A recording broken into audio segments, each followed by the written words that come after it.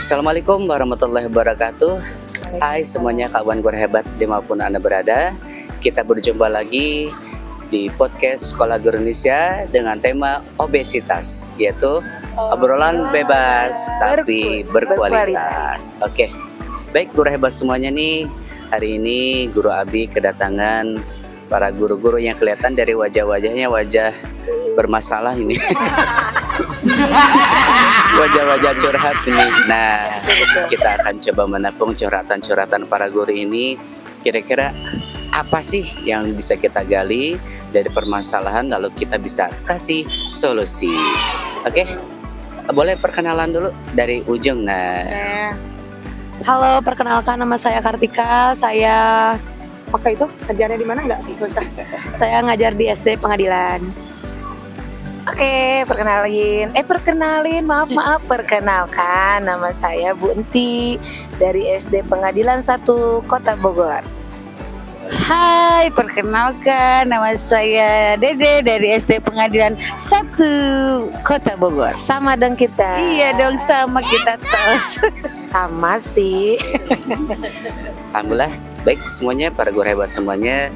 Nih kita mau obesitas itu obrolan bebas tapi berkualitas. Artinya kita akan coba gali-gali informasi dari berbagai segi atau berbagai sudut pandang nih. Kira-kira apa nih yang dirasakan nih selama mengajar, pengalaman mengajar kali atau gini dah. Boleh Abi bertanya, pertama kali pengalaman mengajar, apa kesan yang paling berkesan yang saat ini masih diingat gitu, apa aja? Ya boleh, Sob Bunti boleh. Yang paling lama. Siapa Bunti apa? Dia senior dari Pengadilan 1. Oke.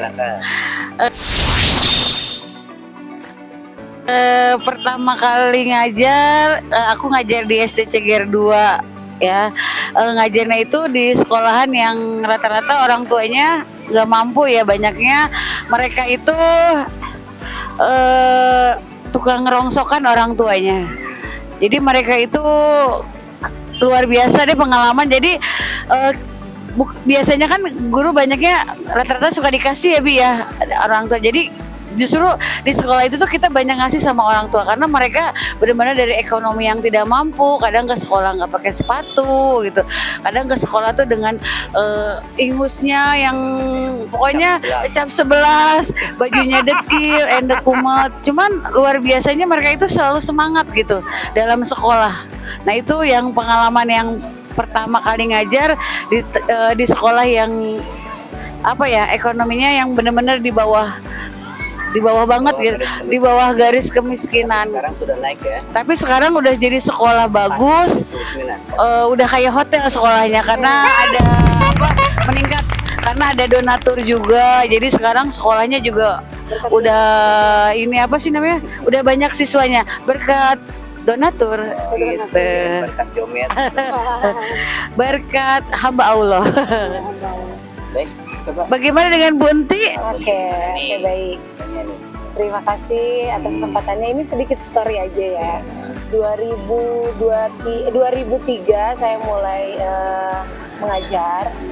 Itu yang saya rasain memang masa-masa transisi dari biasa ke dunia pendidikan itu benar-benar harus banyak belajar. Kebetulan saya ditugasin di SD Cimakar 5 yang notabene sama seperti Bu Dede, Bu Side, sekolahnya itu yang di bawah 3P. Di mana saya dari rumah itu jalan kaki itu belum diaspal, Bi. Masih tanah, terus sekolahnya juga sama, kemalingan terus, jadi nggak punya apa-apa sekolah itu. Dan di sana itu kebanyakan udah kelas 6 nikah. Oh, lulus kelas Iya, menikah. betul. Terus saya jadi berpikir gimana ya caranya anak didik saya ini mau meneruskan sekolah gitu ya, dengan cara saya selalu storytelling. Kalau di kota ini begini loh, mall itu indah. Kalau misalkan mau kerja di mall ini harus pendidikannya SMA. Jadi mereka Jangan sampai terusannya ke KUA ya. Iya, gitu. Harus Tapi SMP. itu rata-rata 60% Hmm. lulus SD di situ tuh dinikahin sama orang tuanya. Bahkan kebanyakan orang tuanya itu nggak bisa baca, Bi. Oh, Jadi ada momen yang benar-benar saya terharu banget sama mereka itu. Mereka datang ke rumah orang tuanya, lesnya itu bukan anaknya tapi orang tuanya yang les ke saya. Masya Allah, Si luar uminya itu dengan membawa sampe, tahu sampe? Singkong. Singkong itu binatang yang gede ya. Oh gitu, kingkong. Nah dari situ kalau misalkan nggak pakai sepatu itu udah hal yang umum. Nah terus saya ngajak kan, maka saya suka bilang Umi ya, Umi anaknya hayang pakai dasi teh, kalau aku suka gitu. Hayang pakai kemeja teh, atau hayang bunda, nah mun hayang sekolah tuh melakukan dinikahkan. Emang gajinya gede? Oh gede gitu. Terus ada lagi momen yang lucu nih, bapaknya kan satpam. Alhamdulillah bunda ini naik jabatan jadi security. Nah, jabatan arti security itu satpam. Jadi dia bersyukur banget dari satpam itu naik jabatan jadi security. Dan artinya sama juga. Iya, itu kenangan-kenangan indah banget buat saya di sekolah yang lama. Tapi sekarang ya alhamdulillah tinggal apa ya? Tinggal melihat hasil mereka banyak juga yang meneruskan sekolah juga karena memang pengen pakai dasi, pengen pakai kemeja. Alhamdulillah. Itu sih kenangan saya yang paling Luar biasa Guru Enti ya. Jadi sobat guru hebat semuanya jangan patah semangat karena guru itu bukan karir. Yang artinya dari honor jadi PNS itu bukan karir. Kalau guru itu adalah pengabdian. Dari awal kita sudah mengabdi, sekarang walaupun sudah ada jadi P3 atau PNS tetap harus mengabdi. Coba Iya, Guru Tika betul. gimana nih? Dia muda nih. Ya, Ya paling mungkin muda nih. di sini kan yang paling muda saya ya, pengalamannya juga paling minim saya. Dan mungkin saya juga tidak mengalami apa yang ibu-ibu alamin ya. Maaf, oh ya, ibu-ibu berdua alamin. Karena mungkin saya pertama kali ngajar itu di SD Pengadilan langsung. Oh, langsung ya? Iya, Langsung diadili itu. langsung dihadirin. Berarti lulus kuliah langsung mengajar di situ. Saya nganggur dulu 3 bulan. Oh iya. Iya, tapi yang bikin apa ya, kesan kali ya, kesan paling menegangkan tuh waktu di Pengadilan 3 itu, saya tuh di calling H-min berapa jam gitu, malam-malam. Wow. Iya, malam-malam. Bu Tika besok ngajar ya di kelas 5. Masya Allah. Masya Allah, Langsung to the berasa point. disambar petir ya, kelas 5 itu loh. Ih, sesuatu banget. Iya, maksudnya kan kalau kelas tinggi itu di mata orang-orang yang baru lulus kuliah itu menegangkan ya. Iya, Iya, iya. Cuman karena ada juga guru di situ kan saya paralel juga ya. Tenang, nanti dibantuin katanya. Walaupun pada saat pelaksanaan tidak ada yang membantu. Alhamdulillah. Seperti itu. Ya jadi mungkin kalau saya mah alhamdulillah kesan pertamanya menyenangkan. Dari orang tua, dari anak, semuanya alhamdulillah welcome. Alhamdulillah. Seperti itu. Sampai sekarang alhamdulillah. Di kita jadi bisa berbagi pengalaman, pasti guru hebat semua juga pasti punya banyak pengalaman Ya, kan. betul sekali. Nah, karena experience the best of teacher. Pengalaman adalah guru yang paling berharga. Nah, itu pengalaman kita waktu pertama kali jadi guru. Nah, sekarang setiap guru itu kan pastilah punya masalah di sekolahnya masing-masing kan. Ada yang bermasalah dengan dirinya sendiri. Iya, betul, ya. betul. Ada yang bermasalah dengan leasing, cicilan. Iya, itu udah pasti. Juga ada yang bermasalah dengan rekan kerja, bahkan dengan atasan pasti ada. Nah, Selalu ada. di sini kita bukan untuk menjelekan, tapi kita coba untuk bahas masalahnya dan kita kasih Cari solusinya. Itu seperti apa sih langkah-langkah yang paling baik, yang paling tepat ketika kita punya masalah di sekolah, gitu kan? Kan kadang ada gini loh, ada guru yang dia punya masalah di rumah tangganya dibawa ke sekolah, Betul, betul. ya kan? Itu yang nggak boleh tuh. Jadi punya masalah di rumah, tapi dilampiaskan di sekolah. Siswa. Nah, siswa kadang ke teman sendiri, lagi ngobrol tiba-tiba lagi asik ngobrol, jam mendut gitu kan? Iya. Nanti kenapa ini teh? Ah, udah amat. Nah, hanya kayak kita jadi saling seuzon kan. Iya, betul. Nah, itu kadang masalah itu sebetulnya timbul dari hal-hal yang miskomunikasi sebetulnya. Ada orang yang punya masalah, dia nggak mau curhat, bukan satu lagi seuzon, jadilah masalah. di Iya, situ. benar-benar. Bahkan bisa berkepanjangan pada masalah sepele saja kan. Sebetulnya masalahnya karena miskomunikasi aja. Iya, betul. Nah, solusinya gimana coba? Solusi yang pertama adalah coba buka komunikasi. Dengan apa? dengan kata maaf, kata permisi. Kadang kita suka gengsi, ya enggak? Itu benar Ngerasa- gengsi karena- banget. Karena kita selalu ngerasa benar, betul nggak ya? Iya, betul. Kita ngerasa benar bahwa ngapain aku nanya duluan, ngapain aku minta maaf duluan, kan dia yang salah. Nah, itulah kadang kekurangannya kita di situ. Kita selalu merasa Iya, benar, betul. orang yang salah, sehingga kita enggan untuk memulai sesuatu. Iya. Padahal ketika kita memulai sesuatu, walaupun pada kenyataan misalkan dia yang salah, tapi kita yang minta maaf, itu justru jadi nilai lebih buat kita. Karakter guru yang hatinya terbuka, pikirnya terbuka, open minded. Jadi sehingga dia akan bisa seminimal mungkin mengatasi masalah. Karena apa? Karena emang dia mencoba bukan lari dari masalah, Betul. tapi hadapi masalah itu satu dengan pikiran terbuka, open minded dulu. Yang kedua, senyuman. Walaupun kadang senyuman tidak menyelesaikan masalah. Contoh misalkan orang tua kita meninggal, kita nggak bisa senyum, ya kan? Ya walaupun kata lagu Dewa ada ya gitu kan, hadapi dengan senyuman. Tapi senyuman tuh harus ada tempatnya. Nah kalau masalah-masalah seperti itu, ya boleh kita ada dengan senyuman. Orang mencaci maki kita, menghina kita, atau menyepelekan, kamu guru baru misalkan, Iya. guru baru, guru masih muda, apa sih Senioritas. kemampuannya gitu Iya. kan? Ada senioritas, ada Iya. junioritas. Nah, sebisa mungkin kita satu jangan sampai di open ke luar, cukup open minded, open pikiran kita aja. Kecuali kalau misalkan emang kita benar-benar sudah buntu, tidak ada teman untuk saling berbagi pikiran, boleh. Tapi harus dengan orang yang terpercaya. Jangan sampai kita obrolin masalah kita ke orang, akhirnya nyampe lagi ke orang, terus akhirnya sampai jadi isu sekecamatan. Iya, betul. Isu satu kota. Satu Kan kota, lucu ya, viral di medsos. Nah, alangkah baiknya kita opennya terbuka dulu pikiran kita. Berarti lebih ke diri sendiri ya. Betul. Karena kan sebetulnya yang bermasalah itu bukan orang lain, tapi diri kita sendiri. Karena apa? Karena satu tadi kita merasa benar, sehingga kita tidak mau memulai atau terbuka minta maaf gitu kan. Yang kedua adalah ketika kita sudah mencoba untuk misalkan maaf, atau kita mencoba untuk komunikasi ya, interaksi, tapi dia tetap menutup diri. Iya, betul. Nah, gimana tuh kira-kira? Kita kan udah mulai nih, misalkan walaupun dia yang salah, tapi kita tetap kita minta maaf duluan dah gitu kan, atau iya. kita maaf ya, kira-kira gimana gitu, tapi dia tetap tertutup dan tidak mau membalas gitu kan. Komunikasi kita gimana tuh kira-kira? Iya. Kalau aku pribadi ya, kalau nanti pribadi nanti ngalamin itu banget, apapun itu problemnya, memang nanti selalu ke diri sendiri dulu gitu. Nah, ada hal-hal yang membuat aku sudah ngeikhlasin apapun yang terjadi, yang penting aku, murid aku, dan karya-karya aku gitu. Tapi itu juga kalau kata temen aku tuh salah. Nah, betul kata Abi, kita mau salah mau enggak, kita yang harus minta maaf duluan. Itu pernah aku lakuin, aku minta maaf, terus aku buka untuk obrolan, tapi tetap dia nggak mau berkomunikasi lagi sama aku. Ya aku lebih baik menghindar kalau aku, tapi entah itu salah apa enggak, ketimbang aku kepikiran nanti ketemu lagi malah gimana lagi. Kalau dengan cara menghindar, menyibukkan diri dengan siswa, menyibukkan diri dengan kegiatan lain, menurut aku itu solusi. Kalau menurut aku. Kalau menurut kamu, Dek?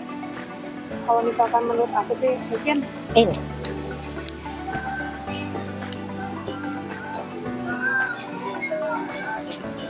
ya, kalau misalkan menurut aku sih mungkin aku kalau aslinya mah orangnya cuek ya. Maksudnya ya ini mah jujur dari hati, yang nggak peduli ya sebenarnya ya. Yang penting kan kita udah usaha ya.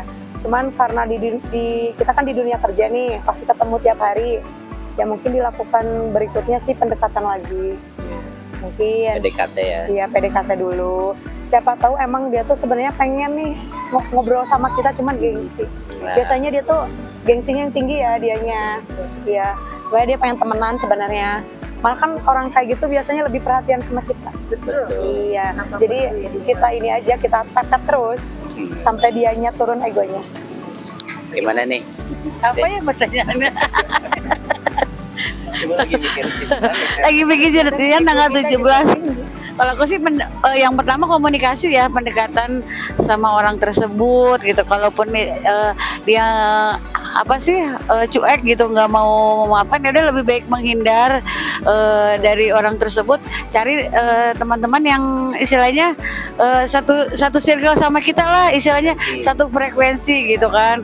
Kalau yang penting kan kita udah punya niat baik, udah komunikasi. Kalau dia nggak bisa nerima kita, nerima maaf kita, nerima apa segala macam, ya sudah kita lebih baik menghindar. Yang penting fokus sama anak didik kita. Kemudian nanti kan orang tua yang akan menilai bagaimana guru tersebut. Jadi tidak usah menghiraukan gitu. Kalau ada guru yang mempunyai sifat seperti itu, let it flow aja. Keren banget. Ya, Berjalan. hidup itu terus mengalir ya. Ya, mengalir. Oke, baik. Jadi gini teman-teman ya, sebetulnya kita kayak sudah membuka pikiran, kita buka hati, tapi tetap nggak diterima juga, sebetulnya kita nggak salah, dia pun nggak salah, karena frekuensi itu belum nyambung, Iya betul. gitu aja. Kalau kayak frekuensi radio kan itu belum nyambung frekuensinya di frekuensi yang sama. Gimana caranya? Ada peribahasa Jerman mengatakan kukalamian oge tiasa. Ah, Jerman. Peribahasa Jerman kukalamian oge tiasa artinya apa? Sesuatu yang dilakukan secara terus-menerus akan membekas. Ada peribahasa Prancis mengatakan juga begini. Batu neuheuraske ku cai mah satetek kage legok gitu kan. Artinya apa? Apalagi hati manusia yang tidak terbuat dari batu, lama kelamaan pun akan luluh. Caranya dengan apa? Kitanya nggak boleh menyerah, juga kitanya nggak boleh suzon. Ya orang teh kenapa sih aku sudah baik tapi dia tetap kayak gitu, sebel banget aku deh. Nah itu kata-kata yang harus kita jauhi, karena apa? Sesungguhnya dia tuh sebetulnya pasti setiap manusia ada itikat baik, cuman kadang dia bingung untuk memulainya. Kita sudah memulai, dia bingung balasnya. Iya. Nah makanya kita tetap optimis, terus aja kita lakukan perlakuan baik gitu kan. Tapi jangan fokus pada kesalahannya. Iya. Kalau kita fokus pada kesalahannya, itu tidak akan selesai karena frekuensinya tidak akan nyambung. Iya betul. Jadi jangan fokus kepada kesalahan dia, jangan fokus kepada kesalahan kita. Kita fokus pada kebaikan dia, fokus kepada kebaikan kita. Iya, Nyambung iya. kan? Kebaikan ketemu kebaikan gitu kan. Nanti kalau frekuensinya kesalahan-kesalahan, ya jelek lagi nanti. Iya.